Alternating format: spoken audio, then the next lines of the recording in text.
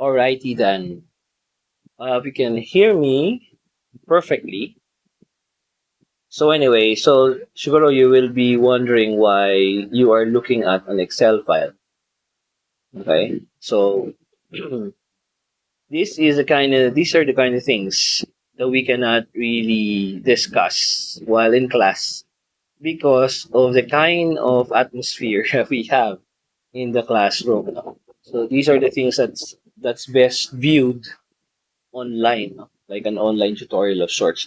So this is like an online tutorial of sorts about how to start your market analysis. So we're looking at it from a blank perspective because I'm going to teach you step by step. Ito na rin, no? This thing, guys.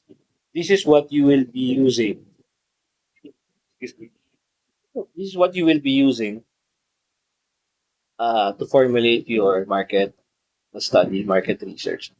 Okay, so first of all, I'd like also to share with you that there are four perspectives in in a feasibility study, or an entrepreneurial business plan, whatever. So you have four perspective.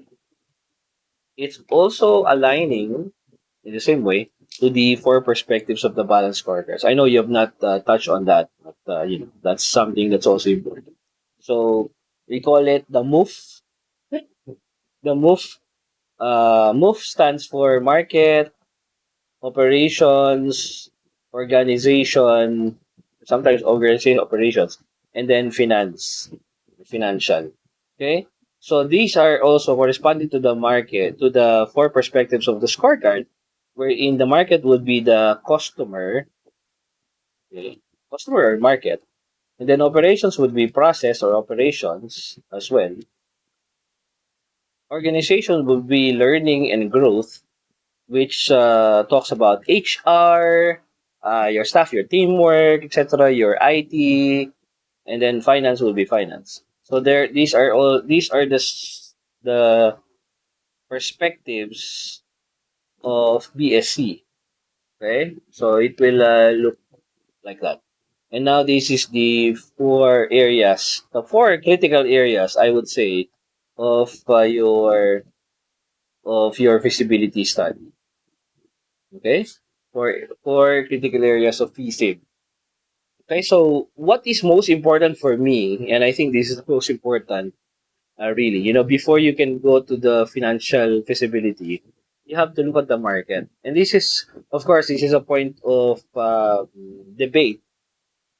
I can hear the overtones of what Steve Jobs said that no, sometimes the market doesn't understand what it wants, and therefore you have to show them your product in order for them to want your product. So it's not really you adjusting to the market, but give the market giving us the chance to choose from among these choices. So I understand that perfectly, but still I would insist that if you will create a business that is not being demanded by the market, it would take you a longer time. In fact, for some, a very, very long time in order for you to earn money. Okay?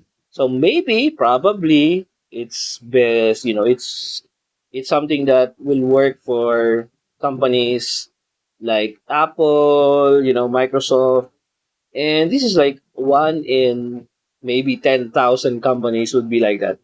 One in 10,000 companies would start the company and then eventually breaks through, and they have something that the people want, that the public wants, and they don't even need to uh to do a visibility or of sorts. It's just the demand of the times, like when PC took over, then eventually iPods, iPad, and then eventually iPhones, the mobile phone, the smartphones eventually took us by surprise, and kicked out a lot of the former cell phone companies, like I would say BB, BlackBerry, and then also Nokia, right? So all of those things kumbaga they are one in a million gems. And don't expect your company to be like that. Okay? So the most conservative approach would be number one, ask yourself, is there a demand for my product?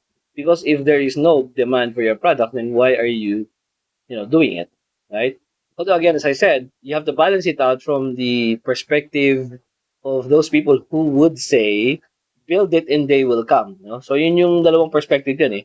The other one is that, well, the market doesn't understand what it wants until you show it to them. And then on the other perspective, it's the other way around. It's the when you build it, they will come.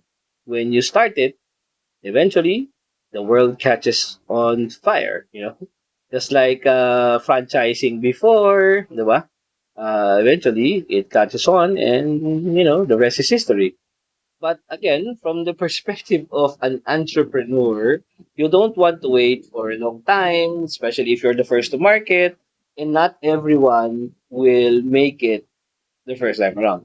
I'm sure hindi naman si nagsimula ng McDonald's would be the starting point of franchising, because it was already quoted during that time, and since it was already mentioned, there was already an understanding of what franchising is all about. So I'm sure when McDonald's improved, increased, there are many hundreds, probably thousands of others who failed. So we don't want to be in that position. That is why we want, first of all, to have a market. So paano ba ginagawa yun? How do we create, or how do we analyze the market in this manner? Okay, so this is like the main meat of the presentation. So this is me saying, okay, how do you analyze the market of your project, or your feasibility project, or feasibility plan, or your business plan. Okay, so you start first with your own community. Like, where are you going to position? For example, if this is a store, a restaurant, let's start with an idea of a restaurant first. Of course, if your idea is far beyond this kind of thing, you will have to adjust your feasibility plan, your business plan accordingly. Okay, so let's start. For example, my idea is to create a restaurant, and then my place is going to be in Santa Rosa City, where I live. Okay, and yeah, so that's it. A restaurant in Santa Rosa City. Okay, so first of all, I want to know Santa Rosa as a place. Yeah, so Santa Rosa as a city, how many people are there? Okay, so ito yung mga first question. So what is the population of the place, and what is the area of the place? So in a way, what is the density of the place? What is the density of the place? So first of all, you have to find out exactly, well, actually not really exactly, but at least a good enough idea of what is the population of the place. So how do you do that? Well, you can use Copilot. I use Bing a lot, because there are ways to utilize it. Pwede rin mo mag-Google, whatever. So let's see how it's done. Okay, so this is Copilot, or something you call it. Sometimes you call it Bing. If you want a more precise answer, then go for a more precise answer. Sometimes nga lang, if you go this way, it will not give you any answers at all if it is not sure. Lalo na in the Philippines, there's just too few data available. So sometimes it's better to choose the more balanced type rather than the more precise. Okay? So, anyway, this is not so critical. You just want more or less an aggregate idea, more or less, a ballpark estimate about the population. So, uh, please, okay, what is the population? What is the population of Santa Rosa City in Laguna, Philippines? Okay, so you have to be clear because, for example, Laguna, there's a Laguna in the US. Okay, so the population of Santa Rosa City, located in the province of Laguna, Philippines, was 414,000 according to the 2020 census. So all of these are important. So we'll take a look at this. Okay, so let's just capture the data here and put it here in our Excel. Okay, so this is our data. We need this um, so that we can project our population. So first, we have the population of Santa Rosa, which is according to him. Well, sorry, according to AI, uh, is 414,812. So 414,812. So make use of the comma and then remove the decimal. The area is approximately 54.84 square kilometers. So 54.84, do not round off. So 54.84 square kilometers. So the density of the place is 414 divided by 54. So that is the population per square kilometer. This is very important, guys. Okay? So that's very important. Now, that means that for every square kilometer, you have 7,000 people there. Okay? So 7,564.04, actually, you have to round that off. So you will always put, remember this, just do it as round down instead of round up. So it's going to round down. No digits. So it will now be 7,564. We remove the digits. So that is the number of persons per. So this is the number of persons per square kilometer, which is important. Now, because why is that important? Because the next question would be the primary market. The primary market of my restaurant would be, okay, let's say, okay, so this is something that will differ for every business project, okay, and you have to defend this. Actually, in the business plan, you have to defend it. Why this is your primary market? The question that I usually ask is, how far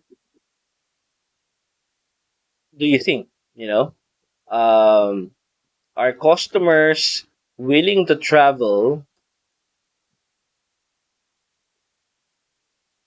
to get to your restaurant? Okay. So imagine if you are doing, if your business is um, a bakery, okay?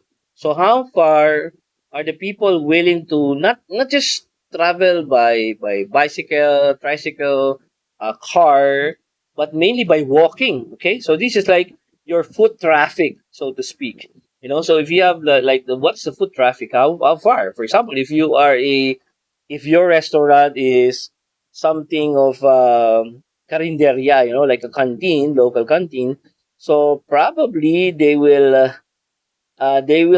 might be walking for like a kilometer or so, but that's it. You don't see your customers walking 2 kilometers or 3 kilometers just to get to you because I'm sure there are many others in the area, right? So let us say, for the purpose of this example, my primary market is about 5 kilometer the radius, no? So 5 kilometer radius. If that is how big my primary market is, okay? So that means people end up not walking but going to your place as far as 5 kilometers. So your main customers, Like if for example, your company is brand savvy company, or a company with a high enough brand, like I don't know, Starbucks or McDonald's or Shakey's or whatever. So people indeed travel for as far as 5 kilometers, I would say, sometimes even 10, right, to get to a Starbucks, if that is your place. For example, just now we traveled from here to there, maybe about 2.5 kilometers and then back, so 5 kilometers really by car to get to KFC. Okay, so again, this is just an explanation of what is the meaning of the primary market. So you have to explain that also in your on your paper, when you do your business plan in the future. Okay, so if this is now your kilometer radius, so what is the next? Your next stop is you're going to do a the area, the area of the circle, the area of the circle of influence of your company, of your restaurant. So remember that the formula is pi multiplied by radius squared. Okay? So you have to square this. So square it, so multiply by itself, okay? Or raise it to 2, and then you multiply that by 3.1416. Okay? So just to round off. So you already have your area.